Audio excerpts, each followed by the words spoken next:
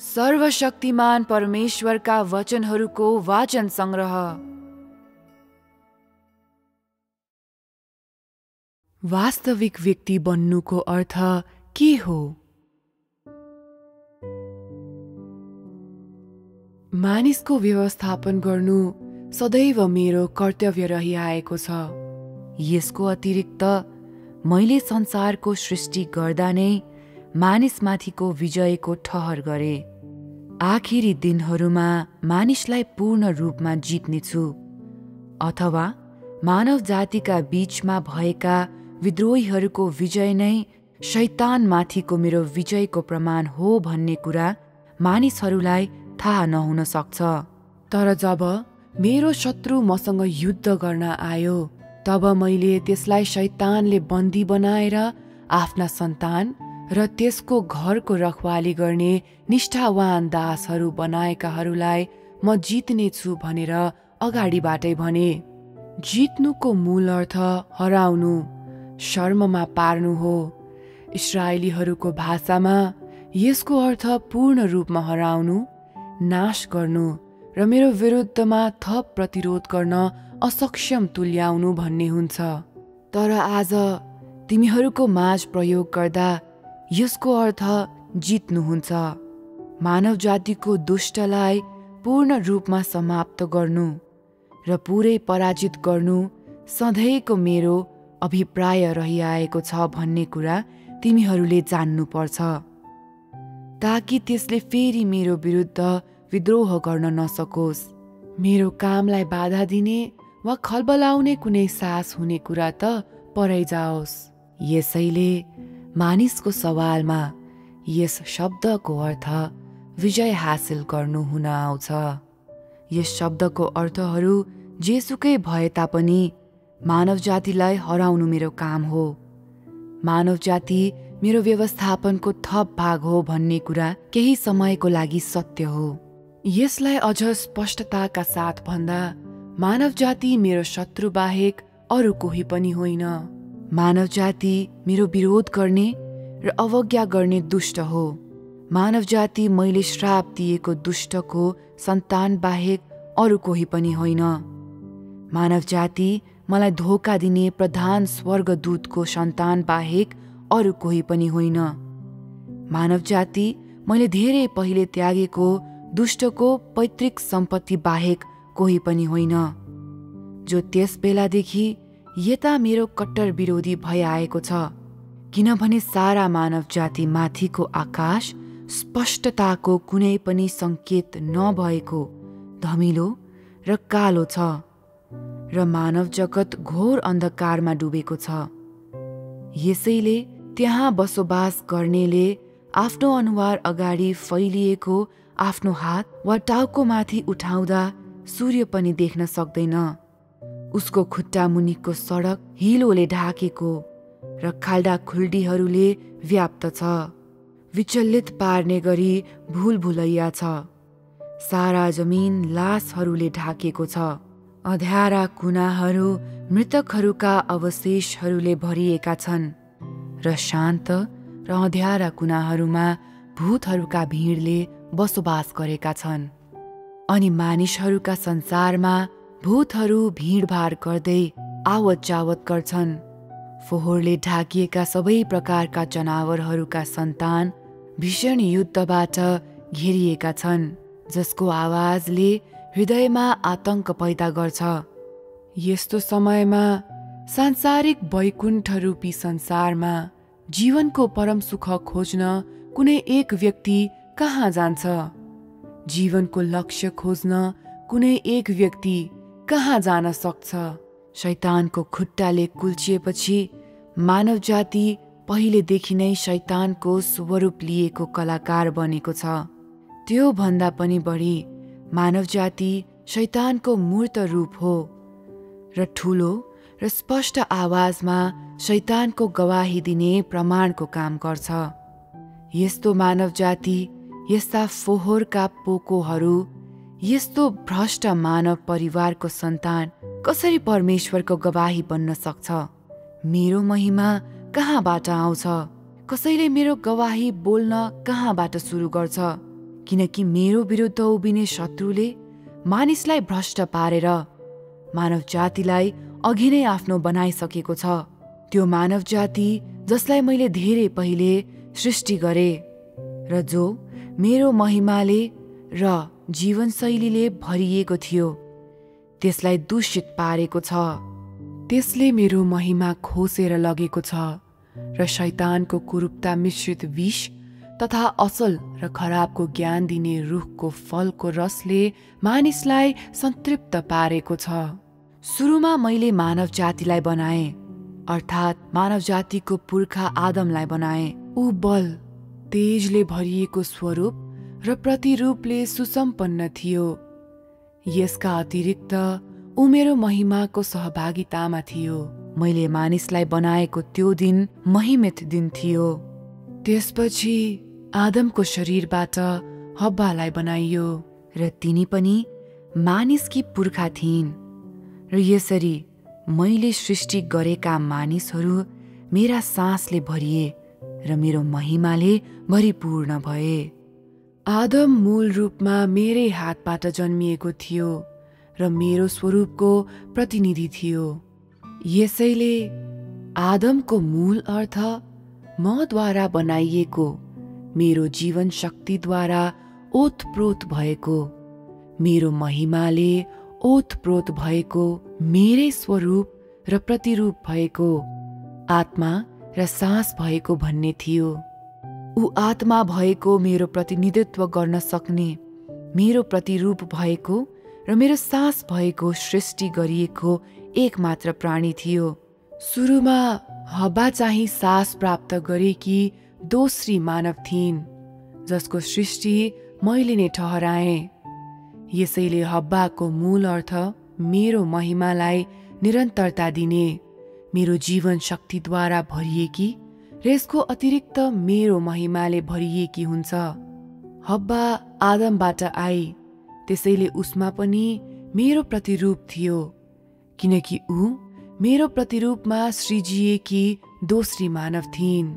हब्बाको मूल अर्थ आत्मा, शरीर र हाड भएकी जीवित मानव भन्ने थियो, जो मानव जातिको बीचमा मेरो दोस्रो गवाहीका हुनुका साथै मेरो दोस्रो प्रतिरूप पनि थिइन्। तिनीहरू मानव जातिका पुर्खाहरू, मानिसका शुद्ध र बहुमूल्य सम्पत्ति र सुरुबाट नै आत्मा भएका जीवित प्राणीहरू थिए। तथापि मानव जातिको संसारलाई पूर्ण अन्धकारमा धकेल्दै मानव जातिका पुर्खाहरूका सन्तानलाई दुष्टले कुल्चियो र बन्दी बनायो र ती सन्तानले मेरो अस्तित्वमा विश्वासै नगर्ने बनाइदियो। त्यो भन्दा घृणित कुरा त यो छ कि दुष्टले मानिसहरूलाई भ्रष्ट पार्ने र तिमीहरूलाई कुल्ची मिल्ची पार्ने काम गर्दा यसले मेरो महिमा, मेरो गवाही, मैले तिनीहरूलाई दिएको जीवन शक्ति, तिनीहरूमाथि मैले फुकेको सास र जीवन, मानव संसारमा भएको सारा महिमा र मैले मानव जातिमा खर्च गरेको मुटुको सारा रगतलाई क्रूरताका साथ जबरजस्ती खोज्दैछ। मानव जाति अब उपरान्त ज्योतिमा छैन। मानिसहरूले मैले दिएका सबै कुराहरू गुमाएका छन् र मैले दिएको महिमालाई तिनीहरूले लत्याएका छन्। सृष्टि गरिएका सबै प्राणीहरूको परमप्रभु म नै हुँ भन्ने कुरा तिनीहरूले कसरी स्वीकार्न सक्छन्? स्वर्गमा भएको मेरो अस्तित्वलाई तिनीहरूले कसरी निरन्तर विश्वास गर्न सक्छन्? पृथ्वीमा मेरो महिमाको प्रकटीकरणलाई तिनीहरूले कसरी पत्ता लगाउन सक्छन्? तिनीहरूका पुर्खाहरूले श्रद्धा गरेका परमेश्वरलाई यी नाति नातिनाहरूले कसरी तिनीहरूलाई सृष्टि गर्ने परमेश्वरको रूपमा लिन सक्छन्? यी दयनीय नाति नातिनाहरूले मैले आदम र हब्बालाई दिएको महिमा, प्रतिरूप र गवाहीका साथै मैले मानव जातिलाई प्रदान गरेको अस्तित्वमा रहनको निम्ति तिनीहरू भर पर्ने जीवन उदारतापूर्वक दुष्टलाई सुम्पिएका छन् र दुष्टको उपस्थितिप्रति तिनीहरू पूर्ण रूपमा अनभिज्ञ छन् र मेरो सारा महिमा त्यसलाई दिन्छन्। मैला शब्दको स्रोत यही होइन र? यस्तो मानव जाति, यस्ता दुष्ट भूतहरू, यस्ता हिँड्ने लासहरू, यस्ता शैतानका आकृतिहरू, यस्ता मेरा शत्रुहरूले कसरी मेरो महिमा प्राप्त गर्छन्। म मेरो महिमालाई पुनः कब्जा गर्नेछु। मानिसहरूको माझमा रहेको मेरो गवाही र कुनै बेला मसँग भएका सबै कुराहरू र मैले धेरै पहिले मानव जातिलाई दिएका कुराहरूलाई म पुनः कब्जा गर्नेछु। म मानव जातिलाई पूर्ण रूपमा जित्नेछु। तथापि मैले सृष्टि गरेका मानवहरू मेरा प्रतिरूप र मेरो महिमा भएका पवित्र मानिसहरू थिए भन्ने कुरा तैँले थाहा पाउनुपर्छ। तिनीहरू शैतानका थिएनन्, न त तिनीहरू त्यसको कुलचायका वशमा नै थिए, तर तिनीहरू अलिकति पनि शैतानको विष नभएका मेरा विशुद्ध प्रकटीकरण थिए। अनि यसैले मैले मेरा हातले सृष्टि गरेका, मैले प्रेम गर्ने र अन्य कसैको स्वामित्वमा नभएका पवित्र जनहरूलाई मात्र म चाहन्छु भन्ने कुराको जानकारी म मानव जातिलाई दिन चाहन्छु। यसका अतिरिक्त म तिनीहरूमा आनन्दित हुनेछु र तिनीहरूलाई मेरा महिमा ठान्नेछु। तथापि शैतानले भ्रष्ट पारेको, आज शैतानको वशमा भएका र जो उपरान्त मेरो मूल सृष्टि होइनन्, ती मानव जातिको चाहना मैले गरेको होइन, किनकि शैतानलाई पराजित गरेको महिमाको प्रमाणको रूपमा मानव संसारमा अस्तित्वमा रहेको मेरो महिमालाई म पुनः कब्जा गर्नेछु। मानव जातिका बीचमा बाँचेकाहरूमाथि म पूर्ण विजय हासिल गर्नेछु। मेरो व्यक्तित्वको क्रिस्टलीकरणको लागि मेरै गवाहीलाई मात्र मेरो आनन्दको वस्तुको रूपमा म लिन्छु। मेरो इच्छा यही हो। मानव जातिलाई अहिलेको अवस्थामा आइपुग्न इतिहासका 10,000 वर्ष लागेको छ। तथापि मैले सुरुमा सृष्टि गरेको मानव जाति चाहिँ लामो समयदेखि भ्रष्टतामा डुबेको छ। मानव जाति मैले इच्छा गरे जस्तो मानव जाति छैन र यसैले मेरो नजरमा मानिसहरू मानव जातिको नामले बोलाइन योग्यका छैनन्। बरु तिनीहरू मानव जातिका महिलाहरू हुन् जसलाई शैतानले बन्दी बनाएको छ। तिनीहरू शैतानले बास गरेका हिँड्ने कुहिएका लासहरू हुन् जसलाई शैतानले कपडाको रूपमा पहिरिन्छ। मानिसहरूलाई मेरो अस्तित्वमाथि भरोसा छैन, न त तिनीहरूले मेरो आगमनलाई स्वागत नै गर्छन्। मानव जातिले मेरा अनुरोधहरूलाई अस्थायी रूपमा स्वीकार गरे तापनि असन्तुष्टिका साथ तिनको जवाब दिन्छ र जीवनका आनन्द तथा दुःखहरू मसँग इमानदारीका साथ बाँड्दैन।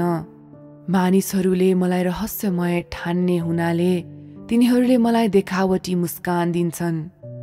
तिनीहरूको मनोवृत्ति शक्तिमा आराम गर्नेको जस्तो छ, किनकि मानिसहरूलाई मेरो कामको ज्ञान छैन। मेरो इच्छाको त अहिले कुरै नगरौँ। म तिमीहरूसँग इमानदार हुनेछु जब त्यो दिन आउँछ मेरा आराधना गर्ने जो कोहीको दुःख तिमीहरूका भन्दा सहन गर्न सक्ने किसिमका हुनेछन्। म माथिको तिमीहरूको विश्वास वास्तवमा अयुबको भन्दा बढी छैन। यहुदी फरिसीहरूको विश्वासले पनि तिमीहरूको विश्वासलाई जित्छ। यसैले आगोको दिन आउँदा तिमीहरूको दुःख येशूले हप्काउनु भएका फरिसीहरू, मोशाको विरोध गर्ने 250 अगुवाहरू र आफ्नो विनाशको प्रचण्ड ज्वालाको चपेटामा परेको सदोमको भन्दा गम्भीर हुनेछ। जब मोशाले चट्टानलाई हिर्काए र यहोवाले दिनुभएको पानी निस्कियो, त्यो उनको विश्वासको कारणले थियो। जब दाउदले म यहोवाको प्रशंसामा आनन्दले भरिएको हृदयले वीणा बजायो, त्यो उसको विश्वासको कारणले थियो। जब अयुबले डाँडा काँडा ढाक्ने वस्तुभाव र असंख्य सम्पत्ति गुमायो र उसको शरीर कष्टकर खटिराले ढाक्यो, त्यो उसको विश्वासको कारणले थियो। जब उसले मेरो अर्थात् यहोवाको आवाज सुन्न र मेरो अर्थात् यहोवाको महिमा देख्न सक्यो, त्यो उसको विश्वासको कारणले थियो। पत्रुसले येशू ख्रीष्टलाई पछ्याउन सक्नुको कारण उसको विश्वास नै थियो। उसले मेरो खातिर क्रुसमा टाङ्गिन र महिमित गवाही दिन सक्नु उसकै विश्वासको कारणले थियो। जब यूहन्नाले मानिसको पुत्रको महिमित प्रतिरूप देख्यो, त्यो उसको विश्वासको कारणले थियो। जब उसले आखिरी दिनहरूका चिन्हहरू देख्यो, त्यो सबै उसकै विश्वासको कारणले थियो। अन्य जाति भनाउँदा भिडहरूले मेरो प्रकाश प्राप्त गर्नु र मानिसको बीचमा मेरो काम गर्नको निम्ति म शरीरमा फर्केको छु भन्ने कुरा थाहा पाउनुको कारण पनि तिनीहरूको विश्वासकै कारणले हो। मेरा कठोर वचनहरूद्वारा प्रहार गरिएका र तीद्वारा सान्त्वना पाएका अनि मुक्ति पाएका सबैले यो कुरा तिनीहरूको आफ्नै विश्वासले गरेका होइनन् र? म माथि विश्वास गरे तापनि कठिनाई भोग्नेहरू संसारदेखि पनि अस्वीकृत भएका छैनन् र? मेरा वचन बाहिर जिउनेहरू, परीक्षाको सङ्कष्टदेखि भाग्नेहरू, के तिनीहरू सबै संसारमा यताउता बरालिँदैनन् र? तिनीहरू शरदका पातहरू झै एक ठाउँमा नबसी घरि यता घरि उता सलबलाउँछन्। मेरा सान्त्वनाका वचनहरूको त कुरै नगरौं। मेरो सजाय र शोधनले तिनीहरूलाई नपछ्याए तापनि के तिनीहरू एक ठाउँदेखि अर्को ठाउँमा स्वर्गको राज्य बाहिरका सडकहरूमा भौतारिने भिखारीहरू होइनन् र? के संसार साँच्चै तेरो विश्राम स्थल हो त? के तैँले मेरो सजायलाई पन्छाएर साँच्चै नै यस संसारबाट सन्तुष्टिको सबैभन्दा मन्द मुस्कान प्राप्त गर्न सक्छस्? के तैँले तेरो क्षणिक आनन्दलाई, तेरो हृदयको लुकाउन नमिल्ने रिक्ततालाई ढाक्नको निम्ति प्रयोग गर्न सक्छस्? तैँले तेरो परिवारका सबैलाई मूर्ख बनाउन सक्लास्, तर तैँले मलाई कहिले पनि मूर्ख बनाउन सक्दैनस्। तेरो विश्वास अत्यन्तै थोरै भएको कारण आजको दिनसम्म पनि तँमा जिन्दगीले दिने आनन्द पत्ता लगाउने शक्ति छैन। म तँलाई आग्रह गर्छु, मानिसले सहन नसक्ने दुःख सहेर सम्पूर्ण जीवन मामुली र देहको निम्ति व्यस्त रहनुभन्दा मेरो निम्ति इमान्दारीपूर्वक आधा जीवन जिउनु तेरो लागि असल हुन्छ। मेरो सजायबाट भागेर आफैलाई जोगाउनुको उद्देश्य के छ र? मेरो क्षणिक सजायबाट लुकेर अनन्तको लज्जा, अनन्तको सजायको कटनी गर्नुको के अर्थ छ र? वास्तवमा म कसैलाई पनि मेरो इच्छातिर झुकाउँदिन। यदि कोही मेरा सबै योजनाहरूप्रति साँचो रूपमा समर्पित हुने इच्छा गर्छ भने तिनीहरूसँग म तुच्छ व्यवहार गर्ने छैन। तर सबै मानिसहरूले म माथि विश्वास गर्नुपर्छ, जसरी अयुबले म यहोवामाथि विश्वास गरे। यदि तिमीहरूको विश्वासले थोमाको विश्वासलाई जित्छ भने तिमीहरूको विश्वासले मेरो प्रशंसा प्राप्त गर्नेछ। तिमीहरूको निष्ठामा तिमीहरूले मेरो परमानन्द पाउनेछौ र तिमीहरूका दिनमा तिमीहरूले मेरो महिमा पक्कै पाउनेछौ। तथापि संसार र दुष्टमाथि विश्वास गर्ने मानिसहरूले आँखामा बतासले उडाएर लैजाने बालुवा र मुखमा दुष्टका भेटीहरू राखेर सदोम सहरका मानिसहरूले झैं तिनीहरूका हृदय कठोर पारेका छन्, जसका बादलले ढाकेका मनहरू लामो समयदेखि संसारलाई अनधिकृत रूपमा हडप्ने दुष्टले नियन्त्रणमा लिएको छ। तिनीहरूका विचारहरू लगभग पूर्ण रूपले प्राचीन समयको दुष्टको बन्धनमा परेका छन् अनि यसैले मानव जातिको विश्वास हावामा उडेको छ र तिनीहरू मेरो कामलाई देख्न समेत असमर्थ छन्। मेरो कामलाई देखावटी रूपमा लिने वा काम चलाउ रूपमा यसको विश्लेषण गर्ने कमजोर प्रयास मात्र तिनीहरूले गर्न सक्छन्, किनकि तिनीहरू धेरै अगाडिदेखि नै शैतानको विषको नियन्त्रणमा छन्। मानव जातिलाई म जित्नेछु, किनकि मानिसहरूको सृष्टि मैले नै गरे र यसका अतिरिक्त तिनीहरूले मेरो सृष्टिको प्रचुरताको आनन्द लिएका छन्। तर मानिसहरूले मलाई इन्कार पनि गरेका छन्। म तिनीहरूका हृदयमा अनुपस्थित छु अनि तिनीहरूले मलाई तिनीहरूको अस्तित्वको निम्ति बोझको रूपमा हेर्छन्। यतिसम्म कि तिनीहरूले मलाई देखेर पनि अझै इन्कार नै गर्छन् र मलाई हराउने हर सम्भव तरिकाहरूको बारेमा सोचेर तिनीहरूका दिमागलाई यातना दिन्छन्। तिनीहरूलाई मैले गम्भीर तवरले व्यवहार गरेको वा तिनीहरूसँग कठोर मागहरू गरेको मानिसहरू चाहँदैनन्। न त तिनीहरूको अधार्मिकताको न्याय गर्ने वा त्यसको सजाय दिने अनुमति नै मलाई दिन्छन्। यसमा संलग्न हुनु त दूरको कुरा, बरु तिनीहरूलाई यो झमेलामय लाग्छ र यसैले मानव जातिलाई लिनु र तिनीहरूलाई पराजित गर्नु मेरो काम हो। जो ममा खान्छ, पिउँछ र रमाउँछ तर मलाई चिन्दैन, म मानव जातिलाई निशस्त्र पार्नेछु र त्यसपछि मेरा स्वर्गदूतहरू मेरो महिमालाई लिएर मेरो वासस्थानमा फर्कनेछु।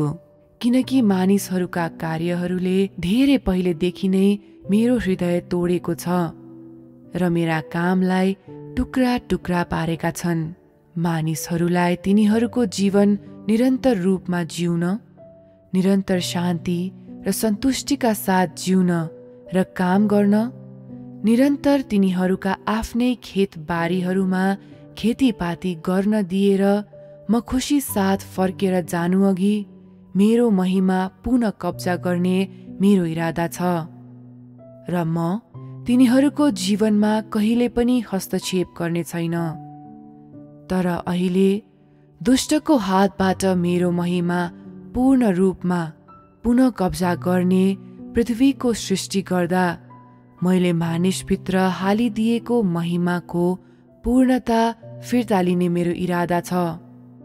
मानव जातिलाई म कहिले पनि यो फेरिदिने छैन, किनकि मानिसहरूले मेरो महिमाको संरक्षण गर्न चुकेका मात्र छैनन्, तर तिनीहरूले यसलाई शैतानको प्रतिरूपसँग साटेका पनि छन्। मानिसहरू मेरो आगमनलाई मूल्यवान ठान्दैनन्, न त मेरो महिमाको दिनलाई नै महत्त्व दिन्छन्। मेरो महिमा मलाई फिर्ता दिनु त कहाँ हो कहाँ। तिनीहरू मेरो सजाय प्राप्त गर्ने कुरामा प्रसन्न समेत हुँदैनन्, न त तिनीहरू दुष्टको विष फ्याँक्न नै इच्छुक छन्। मानव जातिले मलाई त्यही पुरानो तरिकाले नै निरन्तर रूपमा धोका दिन्छ। मानिसहरूले अहिले पनि उही पुरानो तरिकाले नै उज्यालो मुस्कानहरू र खुशी अनुहारहरू धारण गर्छन्। तिनीहरूबाट मेरो महिमा हटेपछि तिनीहरूमाथि आइपर्ने अन्धकारको गहिराईको बारेमा तिनीहरू अनभिज्ञ छन्।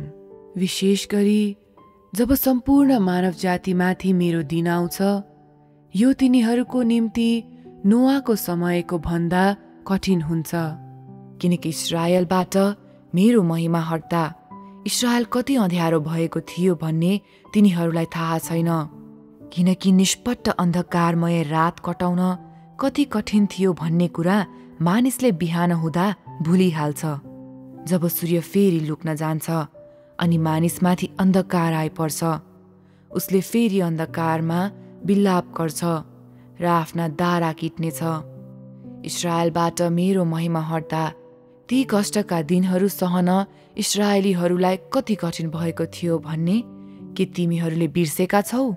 तिमीहरूले मेरो महिमा देख्ने समय अहिले नै हो र तिमीहरू मेरो महिमामा सहभागी हुने समय पनि अहिले नै हो। जब मेरो महिमाले यो फोहोरी भूमि छोड्छ, तब अन्धकारको बीचमा मानिसले विलाप गर्नेछ। मैले काम गर्ने महिमाको दिन अहिले नै हो। मैले मानव जातिलाई दुःखबाट मुक्त गर्ने दिन यही हो, किनकि पीडा र सङ्कटका समयहरू म तिनीहरूसँग बाँड्ने छैन। म मानव जातिलाई पूर्ण रूपमा जित्न र र मानव जातिको दुष्टलाई पूर्ण रूपमा पराजित गर्न मात्र चाहन्छु।